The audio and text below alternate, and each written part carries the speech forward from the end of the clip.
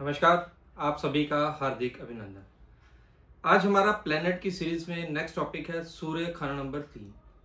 आज हम बात करेंगे सूर्य खाना नंबर 3 में क्या क्या उसकी जर्नल जो सिम्टम्स रहेंगे, क्या रेमेडीज रहेंगी, क्या प्रिकॉशंस करनी चाहिए और सूर्य खाना नंबर 3 वालों को कौन से काम जो उनके लिए लाभप्रद रहते हैं, इन सभी पर विस्तार पूर्वक चर्चा करेंगे। नमस्कार, मैं आपका दोस्त ज्योतिषाचार्य कपिल त्रिपाठी आप सभी का हार्दिक स्वागत करता हूं। आप सभी से एक विनम्र निवेदन है, अगर अभी तक आपने अपने इस चैनल को सब्सक्राइब नहीं किया तो कृपया सब्सक्राइब कीजिए, बेल आइकन दबाइए ताकि हमारी हर वीडियो की नोटिफिकेशन आपको मिलती रहे। हम बात करते हैं कि सूर्य खाना नंबर 3 में कैसे रिजल्ट रहेंगे। उससे पहले मैं आप सभी को एक बात बता दूं, ज्योतिष बिल्कुल ग्रामर बेस्ड है। जर्नल सिम्टम्स की जो हम बात कर रहे हैं, यहाँ 70 to 80% आप इसे मैच कर पाएंगे। कुछ चीज़ें ग्रामर के रूल से चेंज होती रहती हैं, इसीलिए मैं सबसे पहले आपको खाना नंबर 3 के कुछ जो रूल्स हैं उनके बारे में बताना चाहूँगा। जो खाना नंबर 3 का ग्रह होता है उसकी जो तासीर होती है वह मंगल की होती है, असर उसका बृहस्पति के जैसा होता है और फैसला बुध ग्रह से लिया जाता है। यानी कि खाना नंबर 3 के सूर्य को देखने के लिए हमें मंगल, बृहस्पति और बुध तीनों की प्लेसमेंट, उनके हालात कुंडली में कैसे हैं वह भी देखना होगा। उन्हें कंबाइन करने के बाद हम खाना नंबर 3 के सूर्य का फल बता पाएंगे, जो कि हम कहते हैं कि ज्योतिष जैसा कि ट्विंस बच्चों में भी कुंडली का फर्क आता है, वह यहीं से आता है। अब हम बात करते हैं कि जो जर्नल मतलब सिम्टम्स हैं वह सूर्य खाना नंबर 3 के लिए कैसे होंगे। सबसे पहले खाना नंबर 3 में अगर सूर्य पड़ा हो तो ऐसा जो जातक है उसके हेल्थ और उसके फादर को रिप्रेजेंट करेगा, क्योंकि खाना नंबर 3 का जो प्लेनेट है वह रिश्तेदारों पर ज्यादा असर डालता है, जातक पर कम असर डालता है। ऐसा खाना नंबर 3 की ग्रामर में पहले ही मेंशन्ड है। खाना नंबर 3 में जो सूर्य है वह आपका जो है, सूर्य सबसे पहले तो हमारी खुद की हेल्थ ही है, इसीलिए हेल्थ और सूर्य फादर और बृहस्पति दोनों को रिप्रेजेंट करता है। इसलिए आपकी हेल्थ और आपके फादर दोनों के रिजल्ट्स खाना नंबर 3 के सूर्य पर डिपेंड करेंगे। खाना नंबर 3 में सूर्य अगर होता है, चाहे बाप और दादा ने बहुत कुछ ना कमाया हो लेकिन ऐसा जातक बहुत ही मेहनती होता है। खाना नंबर 3 की जो तासीर लाल किताब में लिखी गई है वह लिखा गया है दौलत का राजा, खुद कमाकर खाने वाला। यानी कि ऐसा जातक सबसे पहले तो मेहनती बहुत होता है, खुद कुछ ना कुछ स्ट्रगल, चाहे उसकी 22 साल तक उम्र तक, जर्नली जो मैंने अपनी लाइफ में अपने प्रैक्टिस के दौरान देखा है, 22 साल की उम्र तक चाहे जातक को बहुत मेहनत करनी पड़ी हो, लेकिन उसके बाद धीरे धीरे वह दिन दुगनी रात चौगनी तरक्की जरूर करता है अगर सूर्य उम्दा है तो। सूर्य अगर नेगेटिव है तो उसके रिजल्ट्स ऑपोजिट हो जाएंगे, वह आपको आगे जाकर पता चल जाएगा। अगर खाना नंबर 3 में सूर्य है तो ऐसे जातक को चेस्ट में कोई ना कोई प्रॉब्लम हो सकती है अगर सूर्य मंदा हो तो, क्योंकि थर्ड हाउस चेस्ट पोर्शन को भी रिप्रेजेंट करता है। ऐसे जातक को ज्योतिष में काफी इंटरेस्ट देखने को मिलता है, या किसी न किसी हिडन विद्या में या साइंस में उसका इंटरेस्ट बहुत अच्छा होगा।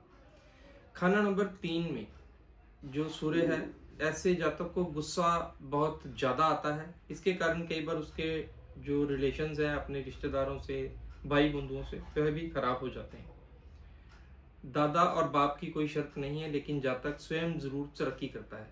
अगर सूर्य को आपको जर्नली चेक करना है कि सूर्य खाना नंबर 3 में अच्छा है या नहीं, तो आप एक छोटी सी चीज अपनी लाइफ में ऑब्जर्व कर सकते हैं। अगर आपका खाना नंबर 3 में सूर्य पड़ा है या आपके किसी रिश्तेदार का या किसी नजदीकी का है, अगर उसकी माँ की जो अवस्था है वह बहुत सुखी है, लंबी आयु आपको दिख रही है, उनको कोई भी हेल्थ इश्यूज नहीं है, तो आप मान सकते हैं कि आपकी कुंडली का सूर्य काफी हद तक ठीक है।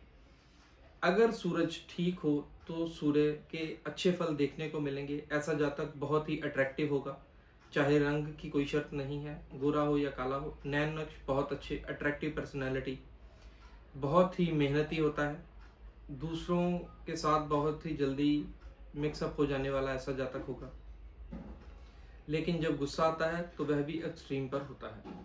ऐसे जातक का जो बुढ़ापा है बहुत ही बेहतरीन जाता है, क्योंकि वह मेहनती इतना होता है कि अपने जो लास्ट टाइम के लिए इतना कुछ जोड़ लेता है कि उसका जो लास्ट, हम जिसे बुढ़ापा कहते हैं, लास्ट स्टेज, वह बहुत इसकी अच्छी जाती है। ऐसे जातक को ज्योतिष में मैंने आपको कहा जैसे इंटरेस्ट, साइंस में इंटरेस्ट, सिद्धन विद्या में इंटरेस्ट। अब हम बात करते हैं एक बहुत ही महत्वपूर्ण बात की। लाल किताब में लिखा हुआ है, हुआ धोखा कुदरत न किस्मत का डर था, हुआ धोखा कुदरत न किस्मत का डर था, बजा बिगुल मंदा चलन जब तू बद था। यानी कि ऐसे जातक को अपना कैरेक्टर बहुत ही संभाल कर रखना होता है।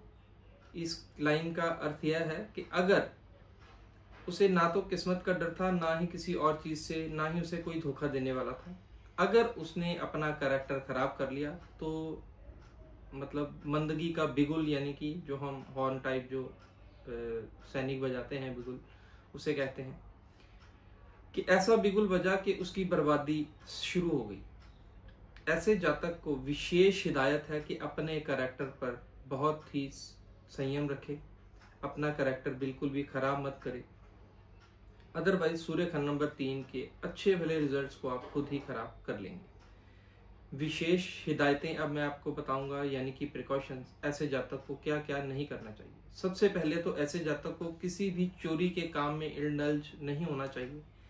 इसके फ्रेंड सर्कल में, दोस्ती में, या इसके जो आसपास का सर्कल, कमर्शियल कॉन्टैक्ट्स होते हैं, ऐसे जातक को किसी ना किसी 2 नंबर के काम में डालने की कोशिश करते हैं, लेकिन उसे हमेशा ऐसे कामों से बचकर रहना चाहिए। इवन देन कोई भी टैक्स की या बिजली की जो सरकार की चोरी हम करते हैं, वह भी इस जातक को नहीं करनी चाहिए। यह जितना टैक्स पे करता रहेगा उतनी ही तरक्की इसकी होती रहेगी। बिजली की चोरी बिल्कुल भी मत करें। ऐसे जातक के पीठ के पीछे बातें होती हैं जो उसे बाद में पता चलती हैं। अगर ऐसा जातक कैरेक्टर खराब करता है तो मैंने आपको पहले ही बता दिया, बिल्कुल तबाही की ओर चला जाएगा। अपने भाई बंधुओं से, रिश्तेदारों से, अपने रिलेशंस हैं जो, बिल्कुल भी खराब मत करें। अपनी थोड़े गुस्से पर अपने कंट्रोल रखें। कोई भी ऐसी बात मत बोलें जो उन्हें हर्ट हो और आपके रिलेशंस खराब हो। अब हम बात करते हैं कि ऐसे जातक को कौन कौन से काम फलते हैं।